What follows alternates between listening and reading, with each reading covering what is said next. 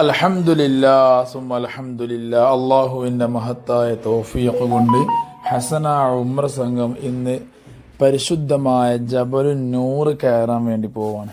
ജബലുൻ നൂർ എന്നുള്ളത് നമുക്കറിയാമല്ലോ, വലിയ പവിത്രതയുള്ള വലിയ ഭാഗ്യം ലഭിച്ച മലയാണല്ലോ. ഇന്ന് നമ്മുടെ ബാച്ച് വന്നിട്ട് നാളെ ഇവിടുന്ന് മദീനയിലേക്ക് പോകുന്നതിൻ്റെ മുമ്പുള്ള ദിവസമാണ് ഈ ജബലുൻ നൂറിൽ കയറുന്നത്. പൊതുവെ ഞങ്ങൾ അങ്ങനെയാണ്. ഹസന ഉംറ സംഘം ആദ്യം ജബലു സൗർ കയറും, അതിനുശേഷം ഒരു 5-6 ദിവസം കഴിഞ്ഞിട്ടാണ് ജബലു നൂർ കയറാറുള്ളത്.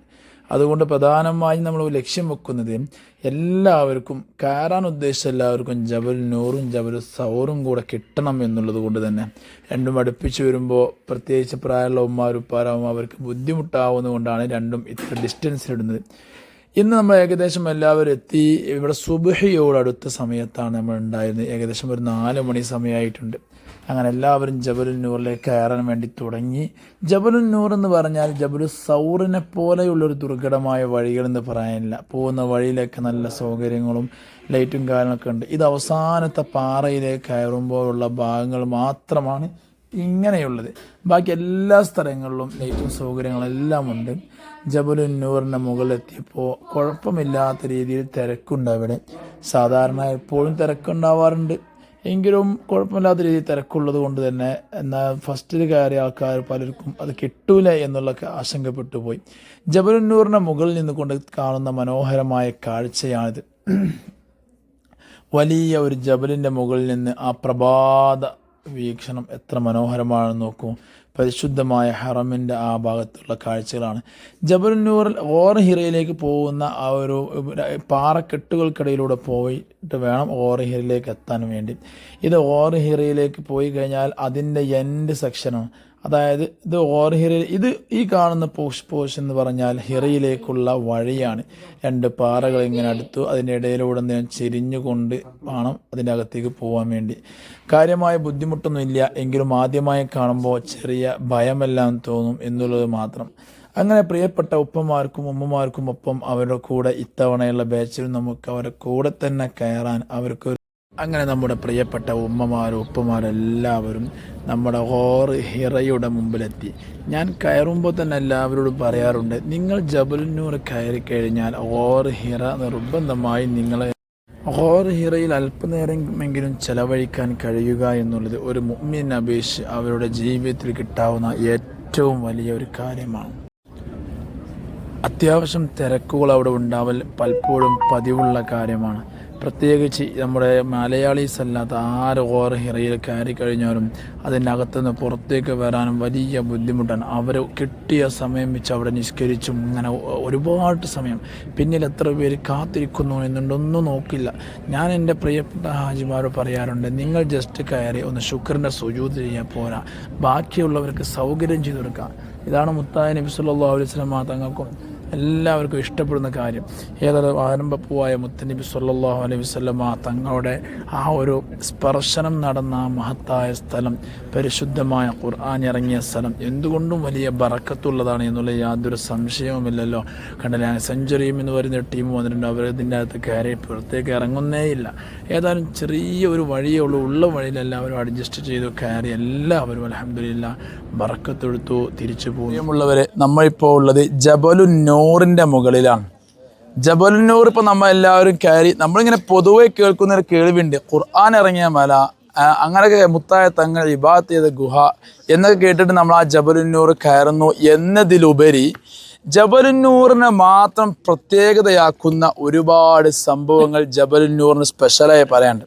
അന്ന് നമ്മൾ ജബലു സൗറിൽ നിന്ന് നമുക്ക് കാര്യമായി പറയാൻ കഴിഞ്ഞില്ല, താഴ്വാരത്തിനെ പറയാൻ കഴിഞ്ഞിട്ടുള്ളൂ. ശരിക്കും മുകളിൽ നിന്ന് ഒരുപാട് പറയേണ്ട വേറെ വിഷയങ്ങളുണ്ടായിരുന്നു, പക്ഷെ അന്ന് വെയിൽ കൂടിപ്പോയി. ജബലുൻ നൂർ എന്ന് പറയുന്ന ഈ ഒരു പവിത്രമായ മല നമ്മൾ മനസ്സിലാക്കേണ്ട കാര്യം, ഇവിടെ ഒരുപാട് ജബലുകൾ ഉണ്ടായിരുന്നു അല്ലേ. എന്നിട്ടും എന്തായി, നമ്മൾ ജബലു സൗറിനെ പറയുന്നിടത്ത് പറഞ്ഞെന്താ, മദീനയിലേക്ക് പോകുന്ന വഴി അതല്ല. അങ്ങനെയാണ് മുത്തായ തങ്ങൾ ശത്രുക്കളുടെ ശ്രദ്ധയിൽ നിന്ന് മാറാൻ വേണ്ടിയിട്ടാണ് എന്ത് അങ്ങോട്ട് പോയി ആ ജബലു സൗർ കയറിയത്. ഇതങ്ങനല്ല. ഇവിടെ ശത്രു അങ്ങനത്തെ പ്രശ്നങ്ങളൊന്നുമില്ല. മുത്തായ നബി സല്ലല്ലാഹു അലൈഹി വസല്ലമ തങ്ങൾക്ക് നുബൂവത്ത് ലഭിക്കുന്നതിന് മുമ്പ് തന്നെ തങ്ങളുപ്പാപ്പ ഇബാദത്തിനായി കൊണ്ട് തങ്ങളുപ്പാപ്പ ഒരു ഒതുങ്ങിയിരിക്കാൻ വേണ്ടി, അന്നത്തെ ഇബാദത്താണ് 5 വക്ത് നിസ്കാരം, അങ്ങനെയല്ല. അതായത് തങ്ങളുപ്പാപ്പ ഇങ്ങനെ ഒരു സമാധാനത്തിന് വേണ്ടി വന്നിരിക്കുന്ന സ്ഥലമായിരുന്നു ഈ പവിത്രമായ ജബലുൻ നൂർ എന്ന് പറയുന്ന ഈ മല. മുത്തായ നബി സല്ലല്ലാഹു അലൈഹി വസല്ലമ തങ്ങൾക്ക് മുമ്പേ അബ്ദുൽ മുത്തലിബ് തങ്ങളുപ്പാപ്പ, എൻ്റെ ഓർമ്മ ശരിയാണെങ്കിൽ അബ്ദുൽ മുത്തലിബ് തങ്ങളുപ്പാപ്പയൊക്കെ ഇവിടെ വന്ന് എന്തായിരുന്നു, അവർ സമാധാന അന്തരീക്ഷം, അവരുടേതായ ആരാധനകളിൽ മുഴുകാറുണ്ടായിരുന്നു. അതിനർത്ഥം മുത്തിൻ്റെ മുമ്പെന്ന് ഈ മല മുൻകാമികൾ ഉപയോഗിച്ചിട്ടുണ്ട്. മാത്രമല്ല ജബലുൻ നൂർ എന്ന് പറയുന്ന ഈ ഒരു പവിത്രമായ മല മുത്തുനബിയെ ഇങ്ങോട്ട് ക്ഷണിച്ചതാണ്. ഹബീബിനെ ഇങ്ങോട്ട് ക്ഷണിച്ച, ഹബീബ് വെറുതെ വന്ന് കയറിയതല്ല, മുത്തായ തങ്ങളെ ഇങ്ങോട്ട് ക്ഷണിച്ചതാണ്. അപ്രകാരമാണ് ജബലുൻ നൂർ എന്ന പർവ്വതത്തിലേക്ക് മുത്തുനബി സല്ലല്ലാഹു അലൈഹി വസല്ലം തങ്ങൾ കയറി വരുന്നത്. ഇവിടെ ഒരുപാട് ജബലുകളുണ്ട്. ആ ജബലിലൊന്നും കയറി കഴിഞ്ഞാൽ പരിശുദ്ധമായ കഅബാലയം കാണാൻ കഴിയില്ല. ഈ ജബലിൽ ഓർ ഹിറയിൻ്റെ അകത്ത് ചെന്ന് കഴിഞ്ഞാൽ അതിൻ്റെ പാറയുടെ 2 ഗ്യാപ്പ് ഉണ്ട്. അതിൻ്റെ അകത്തുനിന്ന് കറക്റ്റ് ഇങ്ങോട്ട് നേരെ പരിശുദ്ധ കഅബാലയത്തിലേക്കുള്ള ഒരു കാഴ്ചയുണ്ട്. നമുക്കത് കാണാൻ കഴിഞ്ഞാൽ നമ്മൾ തിരക്കുള്ളതുകൊണ്ടാണ്. ഇവിടെ തിരക്കില്ലാത്ത സമയത്ത് പോയി ഇങ്ങനെ നോക്കിക്കഴിഞ്ഞാൽ കാണും. മുത്തുനബി സല്ലല്ലാഹു അലൈഹി വസല്ലം തങ്ങൾ പരിശുദ്ധമായ കഅബാലയത്തിലേക്ക് നോക്കി മക്കക്കാരെ കുറിച്ച് എങ്ങനെ എപ്പോഴും നിരാശയായി ഇരിക്കുമായിരുന്നു അത്രേ. മക്കക്കാരുടെ സ്വഭാവങ്ങൾ, അവരുടെ കാട്ടിക്കൂട്ടലൊക്കെ ആലോചിച്ചു. അങ്ങനെ തങ്ങളുപ്പാപ്പ പലപ്പോഴും ഇവിടെ ഇരുന്നിട്ടുണ്ടായിരുന്നു. ഖദീജ ഉമ്മയുടെ ചാരത്ത് നിന്നായിരുന്നല്ലോ മുത്തായ തങ്ങൾ ഇങ്ങോട്ട് വരാറുണ്ടായിരുന്നത്. അതായത് പരിശുദ്ധമായ കഅബാലയത്തിൻ്റെ നമ്മൾ സൊഫാ മർവൻ്റെ പിൻവശം ഞാൻ പറഞ്ഞു ഖദീജ ഉമ്മയുടെ വീടിലെ, അതിൻ്റെ ബാക്കിൽ മുത്തിൻ്റെ വീട്. ഏതായാലും അവിടുന്ന് മുത്തായ നബി സല്ലല്ലാഹു അലൈഹി വസല്ലം തങ്ങൾ ഇങ്ങോട്ട് വരാറുണ്ടായിരുന്നു. അപ്പോൾ ഇങ്ങോട്ട് പോരുന്ന സമയത്ത് സഹധർമ്മിണിയാവുന്ന ഖദീജ ഉമ്മ ഭക്ഷണം കൊടുത്തേക്കും. സാധാരണ കൊടുത്തേക്കുമ്പോൾ ഭർത്താവ് പോവല്ലേ, ഇങ്ങനെ വലിയൊരു ജബല് കയറി വരാണല്ലോ. അപ്പോൾ ചില സമയങ്ങളിലൊക്കെ 1 മാസത്തിനുള്ള ഭക്ഷണമൊക്കെ കൊടുത്തേക്കാറുണ്ട് അത്രേ. അല്ലെങ്കിൽ 4 ദിവസം 5 ദിവസത്തിനുള്ള ഭക്ഷണം കൊടുത്തയക്കാറുണ്ട്. ഓരോ അഭിപ്രായങ്ങളുണ്ട് കേട്ടോ. ഏതായാലും അത്രയൊക്കെ ഭക്ഷണം കൊടുത്തയച്ചാലും മുത്തായ നബി സല്ലല്ലാഹു അലൈഹി വസല്ലം തങ്ങൾ ചിലപ്പോൾ 2 ദിവസം കൊണ്ട് തിരിച്ചു ചെന്നിട്ടുണ്ടാവും. അപ്പോൾ എന്തേ കാരണം, ഹബീബ് ഇങ്ങോട്ട് പോരുമ്പോൾ ഹബീബിന് വഴിയിൽ കാണുന്ന പാവങ്ങൾക്കൊക്കെ കയ്യിൽ, എൻ്റെ ഭാര്യ എനിക്കെന്ന ഭക്ഷണം അത് വഴിയിൽ കാണുന്ന പാവങ്ങൾക്ക് എന്ത് ചെയ്യും, അവർക്കൊക്കെ സ്വതക്ക ചെയ്യും. അങ്ങനെ ഹബീബിൻ്റെ കയ്യിൽ ഭക്ഷണം കഴിയുമ്പോൾ തീ കഴിഞ്ഞാൽ കുറച്ച് കഴിയുമ്പോഴേക്കും അപ്പോൾ തിരിച്ചങ്ങോട്ട് പോകും. അങ്ങനെ വീണ്ടും അടുത്ത ഭക്ഷണം കൊണ്ടുവരും. ആരംഭപ്പൂവായ തങ്ങൾ വീട്ടിൽ നിന്ന് ഇങ്ങോട്ട് പോന്നു കഴിഞ്ഞാൽ ഖദീജ ഉമ്മ അങ്ങനെ നോക്കി നിൽക്കും ഹബീബ് പോകുന്നത്. നിങ്ങൾ നോക്കിക്കാറില്ല ഞങ്ങൾ പൂജാപ്പാർ പോകുമ്പോൾ? എന്താ പറഞ്ഞ മിണ്ടാട്ടല്ലാതെ ആന്നാണ് പറഞ്ഞുകൂടെ, അപ്പോഴല്ലേ സഹധർമ്മന്മാർക്ക് സന്തോഷമാവുള്ളൂ. അപ്പോൾ നോക്കല്ലേ, എൻ്റെ പ്രിയ ഞാൻ പോയി കിണറേ നോക്കിക്കലുണ്ട്. അതെ. അപ്പം അതുപോലെ ഖദീജ ഉമ്മ നോക്കി നിൽക്കുമായിരുന്നു. അങ്ങനെ ഹബീബ് ഇങ്ങനെ പോയി കൺവെട്ട് കഴിഞ്ഞാൽ പിന്നെ എന്ത് ചെയ്യും, ഖദീജ ഉമ്മാക്ക് പിന്നെന്താണ്, സ്വാഭാവികമായിട്ടും സ്നേഹമുള്ള മഹബത്തുള്ള ഏതൊരു ഭാര്യക്കും ഭർത്താവിൻ്റെ സാന്നിധ്യം ആഗ്രഹിക്കും. അതതിൻ്റെ ശാസ്ത്രീയ വശമാണ്. അങ്ങനെ 1 ദിവസം 2 ദിവസമൊക്കെ ഖദീജ ഉമ്മ അങ്ങനെ ക്ഷമിച്ചിക്കും. പിന്നെ ഖദീജ ഉമ്മ മുത്ത് പോയി കഴിഞ്ഞാൽ മുത്ത് പോയ വഴിക്ക് നോക്കും. പിന്നെ ഖദീജ ഉമ്മക്ക് എന്ത് ചെയ്യില്ല, ആ ഒരു സമാധാനം കിട്ടില്ല. അപ്പോൾ ഖദീജ ഉമ്മ എന്ത് ചെയ്യും, നേരെ വീട്ടിൽ നിന്ന് ഇറങ്ങും. എന്നിട്ട് ഈ വഴിക്ക് ഇങ്ങനെ നടക്കും. അങ്ങനെ ഖദീജ ഉമ്മ പോന്ന് ഈ ജബലിൻ്റെ താഴ്വാരം വരെ നടന്നു വരുമായിരുന്നു ഹബീബിനെ കാണാൻ വേണ്ടി സല്ലല്ലാഹു അലൈഹി വസല്ലം. ആരംഭപ്പൂവിനെ കാണാൻ വേണ്ടി വരുമ്പോൾ ആരംഭപ്പൂവായ തങ്ങൾ ഇവിടെ ഇബാദത്തിലുണ്ടാവുക. അപ്പം എന്ത് ചെയ്യും, ഹബീബ് ഖദീജ ഉമ്മ, അതാണ് ആത്മീയ ബന്ധം നോക്കിയിട്ടാ, ഹബീബ് ഖദീജ ഉമ്മ അങ്ങോട്ട് താഴത്തേക്ക് എത്തുമ്പോൾ മുത്തായ നബി സല്ലല്ലാഹു അലൈഹി വസല്ലം തങ്ങൾ താഴേക്കിറങ്ങി അവരുടെ സന്തോഷ നിമിഷങ്ങൾ, അതുപോലെ തന്നെ മുത്തായ നബി സല്ലല്ലാഹു അലൈഹി വസല്ലം തങ്ങളും ഖദീജ ഉമ്മയും ഇതിൻ്റെ താഴ്വാരത്ത് എന്തുണ്ട്, അവർ ഒരു ദിവസം പാർത്തിട്ടുണ്ട് എന്നും ചരിത്രങ്ങളിൽ കാണാം. ആ സ്ഥലത്തു നിന്നൊരു പള്ളിയുണ്ട്. ആ പള്ളിയുടെ പേര് കറക്റ്റ് എനിക്ക് പറയാൻ ഓർമ്മയില്ല. ഈ വഴിയല്ല, ഇതൊക്കെ നമ്മൾ നടക്കാൻ വഴി ഉണ്ടാക്കിയല്ലേ. ഇതിൻ്റെ ഏത് വഴിയാ ഖദീജ ഉമ്മ കയറിയത് ഇന്ന വഴിയൊന്നും എവിടെയും രേഖപ്പെടുത്തിയിട്ടില്ല. പക്ഷേ ഖദീജ ഉമ്മയുടെ 53 വയസ്സുള്ള സമയത്ത്, ഇത് ഞാൻ ചില ദിവസങ്ങളിലെ കാര്യമാണ്, മറ്റു ചില സമയങ്ങളിൽ ഖദീജ ഉമ്മ ഭക്ഷണം കൊണ്ട് ഹബീബിൻ്റെ അടുത്തേക്ക് ഇങ്ങോട്ട് കയറി വരും. ഭക്ഷണം കൊണ്ട് 53 വയസ്സുള്ള ഖദീജ ഉമ്മ കയറി വരുന്ന സമയത്ത്, ഇന്ന് നമ്മൾ കയറിയപ്പോൾ നമുക്ക് കണ്ട സ്റ്റെപ്പുകൾ കയറുമ്പോൾ തന്നെ നമുക്ക് മനസ്സിലായില്ല എത്രമാത്രം ബുദ്ധിമുട്ടുണ്ട്. അന്ന് ദുർഘടമായ വഴി എന്ന് പറയുമ്പോൾ സ്റ്റെപ്പുകൾ എന്ന സംവിധാനം അന്നില്ല. അവർ ഉള്ള രൂപത്തിൽ ഇങ്ങനെ കയറി വന്ന് ഹബീബിന് ഭക്ഷണം കൊണ്ട് ഇങ്ങോട്ട് വരുമായിരുന്നു ഖദീജ ഉമ്മ. അങ്ങനെ ഭക്ഷണം കൊടുക്കും, ഹബീബും ഖദീജ ഉമ്മയും കഴിക്കും. അങ്ങനെ ഖദീജ ഉമ്മ തിരിച്ചു പോവും. ഒരു സമയത്ത് വന്ന സമയത്ത് മുത്തനെ ഇവിടെ കാണാനില്ല. ഖദീജ ഉമ്മ ചോദിച്ചു ഖാദിമുകളോട്, ഹബീബ് എവിടെയാണെന്ന് ചോദിച്ചു. അങ്ങനെ ചോദിച്ചപ്പോഴാണ് ഹബീബ് അവിടെ അപ്പുറത്ത് ആരാധനയിലാണെന്ന് പറഞ്ഞു. അങ്ങനെ ഖദീജ ഉമ്മ അവിടുന്ന് ഇവിടെ കയറിയ ഖദീജ ഉമ്മ അവിടെ ഉണ്ടല്ലോ, സമാധാനത്തോടെ ഹബീബ് അവിടെ ഉണ്ടല്ലോ എന്ന് സന്തോഷിച്ചുകൊണ്ട് തിരിച്ചു പോയി എന്നും ചരിത്രങ്ങളിൽ കാണാം. നാം ചിന്തിക്കേണ്ട ഏറ്റവും വലിയൊരു പോയിന്റ്, നമ്മൾ ഈ കയറിയ മല എന്ന് പറഞ്ഞാലും ഈ ഉലകത്തിന്റെ ഏറ്റവും വലിയ നേതാവാണ് ഹബീബായ മുത്തനബി സല്ലല്ലാഹു അലൈഹി വസല്ലമ തങ്ങൾ. അള്ളാഹ്ക്ക് ദുനിയാവിൽ ഹബീബിനോളം ഇഷ്ടമുള്ള ഒരാളില്ല, ശരിയല്ലേ? ഹബീബിനോളം ഇഷ്ടം ദുനിയാവിൽ ഒരാളില്ല വേറെ. ആ ഹബീബിന് ഏറ്റവും ഇഷ്ടപ്പെട്ട ഒരാളായിരുന്നു ആര്? ഖദീജ ഉമ്മ. അപ്പോൾ ഹബീബ് അള്ളാഹ്ക്ക് ഏറ്റവും ഇഷ്ടപ്പെട്ട ഒരാൾ കയറിയ മല, ആ ഹബീബിന് ഏറ്റവും ഇഷ്ടപ്പെട്ട ആൾ കയറിയ മല എന്നുകൊണ്ടും പവിത്രമായിക്കൊണ്ട് ഏറ്റവും ബറക്കത്തുള്ള മലയാണ് പരിശുദ്ധമായ ഈ ജബലുൻ നൂർ എന്ന് പറയുന്ന ഈ മല. ഈ മലയിൽ വെച്ചുകൊണ്ടായിരുന്നു മുത്തായ നബി സല്ലല്ലാഹു അലൈഹി വസല്ലമ തങ്ങൾക്ക് പരിശുദ്ധമായ ഖുർആൻ ഇറങ്ങിയത് എന്നുമെല്ലാം കേട്ടുല്ലേ. എന്നാൽ പരിശുദ്ധമായ ഖുർആൻ ഇറങ്ങുന്നതിന് മുമ്പ് ഖദീജ ഉമ്മയോട് ഹബീബ് ഇങ്ങനെ ഇവിടെ ഇങ്ങോട്ട് പോന്നു കഴിഞ്ഞാൽ മുത്തിൻ്റെ സിസ്റ്റം ചിലപ്പോൾ ഇവിടെ ഒരാഴ്ച നിൽക്കും, ചിലപ്പോൾ ഒരു മാസം നിൽക്കും. ഞാൻ പറഞ്ഞല്ലോ, ഭക്ഷണം കഴിയുന്നതിനനുസരിച്ച്.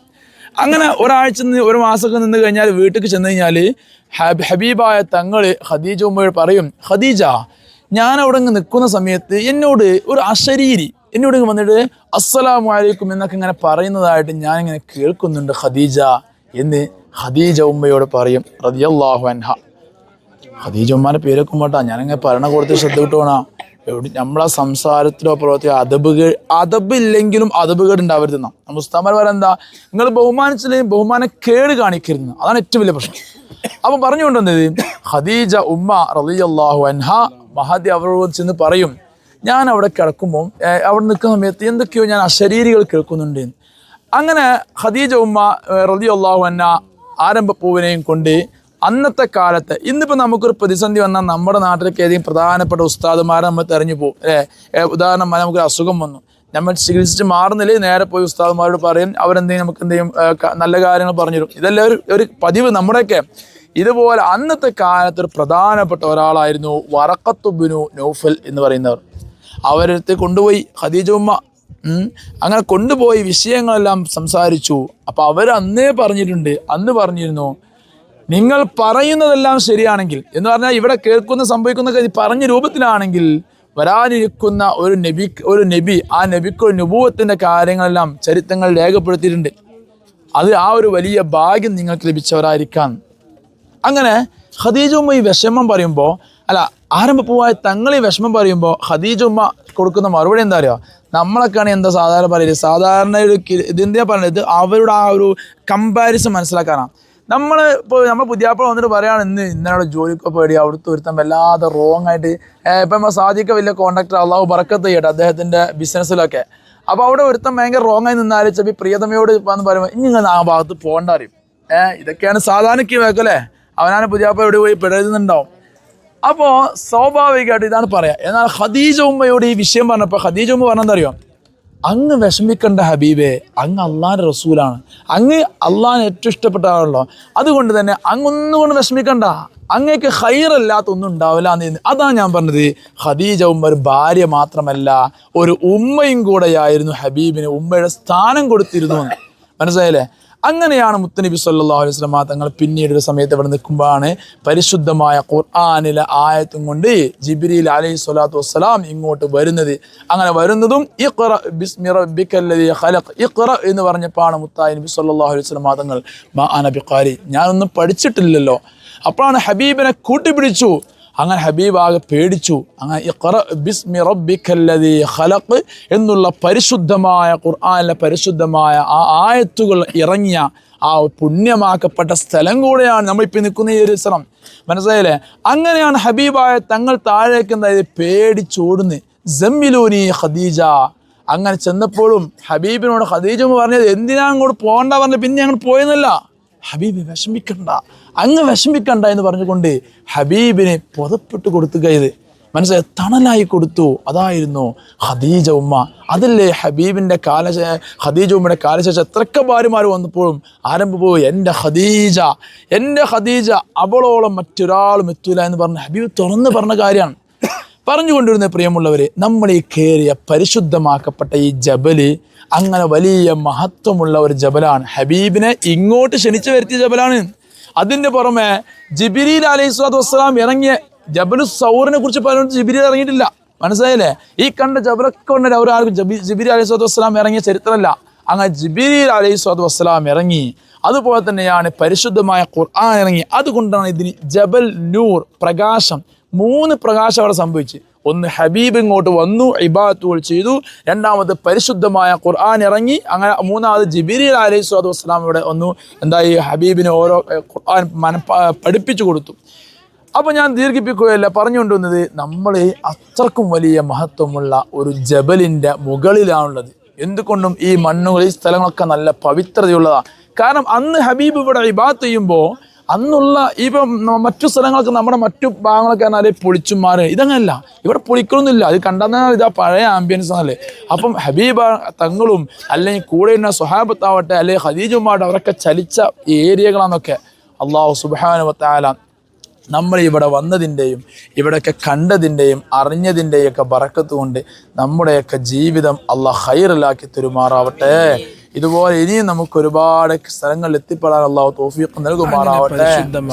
അൽഹംദുലില്ലാഹ്. ചരിത്രങ്ങളെല്ലാം കണ്ടു കഴിഞ്ഞതിന് ശേഷം, ഞങ്ങൾ കേട്ടതിന് ശേഷം അവിടുന്ന് ഇറങ്ങുകയാണ്. അപ്പോഴേക്കും പ്രഭാതം പൊട്ടി വിടുന്നിട്ടുണ്ട്. കണ്ടില്ലേ? അൽഹംദുലില്ലാഹ്, അൽഹംദുലില്ലാഹ്. നമ്മുടെ ഓരോ ഹസന ഉംറ ബാച്ചും ഈ ജബലുൻ നൂറും ജബലു സൗറെല്ലാം കയറുന്ന കാണുമ്പോൾ അവർക്ക് വേണ്ടി ഖിദ്മ ചെയ്യാൻ കഴിയുന്നതായിരിക്കും ഒരുപാട് സന്തോഷമുണ്ട്. അള്ളാഹു ഹസനയുടെ കീഴിൽ വരുന്ന എല്ലാ ബാച്ചിൻ്റെ കൂടെയും ഇതുപോലെ അവർക്ക് ഖിദ്മ ചെയ്തുകൊണ്ട് ജബലുൻ നൂറിലും ജബലു സൗറിലും തുടങ്ങിയ എല്ലാ സ്ഥലങ്ങളും നല്ല ആരോഗ്യത്തോടെ ഖിദ്മ ചെയ്യാൻ തൗഫീഖ് നൽകുമാറാവട്ടെ. അതിന് നിങ്ങളെല്ലാവരും പ്രത്യേകം ദ്വാരക്കണം. പ്രിയപ്പെട്ട മുത്തുമുഅ്മിനീങ്ങളെ, നമ്മുടെ വീഡിയോ നിങ്ങൾ മാക്സിമം എല്ലാവരും എന്ത് ചെയ്യണം, കണ്ടു കഴിഞ്ഞാൽ നിങ്ങളുടെ എന്തെങ്കിലും ഒരു അഭിപ്രായം അറിയിക്കണം. നിങ്ങളുടെ വിലയേറിയ അഭിപ്രായങ്ങൾ വലിയ സന്തോഷമാണ് നമുക്ക്. അതുപോലെ തന്നെ നിങ്ങൾക്ക് നിർദ്ദേശങ്ങളുണ്ടെങ്കിൽ അതും അറിയിക്കാം. അതുപോലെ തന്നെ നിങ്ങൾക്ക് ബുദ്ധിമുട്ടില്ലെങ്കിൽ നിങ്ങളുടെ ഫാമിലി ഗ്രൂപ്പുകൾക്കൊക്കെ അയച്ചു കൊടുക്കാം.